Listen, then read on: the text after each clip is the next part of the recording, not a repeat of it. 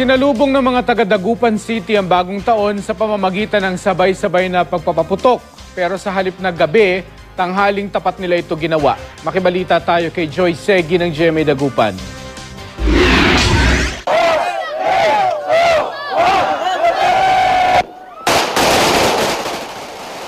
Sa nakabibiging ingay ng mga paputok, idinaan ng mga residente ng Barangay Pugo Grande sa Dagupan City ang kanilang pagsalubong sa bagong taon.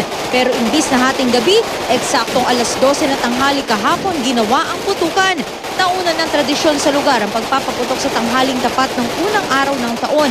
Pinasabog ang 100,000 piraso ng paputok na aabot sa 300 metro ang haba.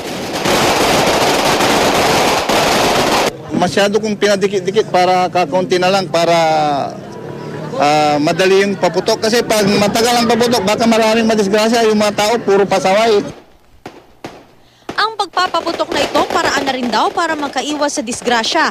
Mahirap daw kasi kung kanya-kanyang pagpapaputok ang gagawin ng mga residente. Kung yung mga hindi marunong magpaputok, pero sa amin nakasabit naman, saka umaga. 15 taon ng tradisyon dito sa Barangay Pugo Grande ang pagpapaputok tuwing alas 12 ng tanghali para matiyak na walang sunog o anumang masugatan. May mga nakasunod na bumbero at ambulansya doon mismo sa dulo ng paputok.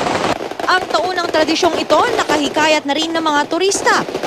Kanya-kanyang labas ng kamera ang mga nanood. Tumagal ng halos 20 minuto ang putukan. Fantastic. Matter of fact, I tell the fellow Filipinos back in the States about it, what a wild place it is, and they can't believe that on the air. Agad naman binugahan ng tubig ng Panda Fire Volunteer Group ang mga tumalsik na paputok para hindi makadisgrasya. Joy Segi, Nagbabalita, Pilipinas.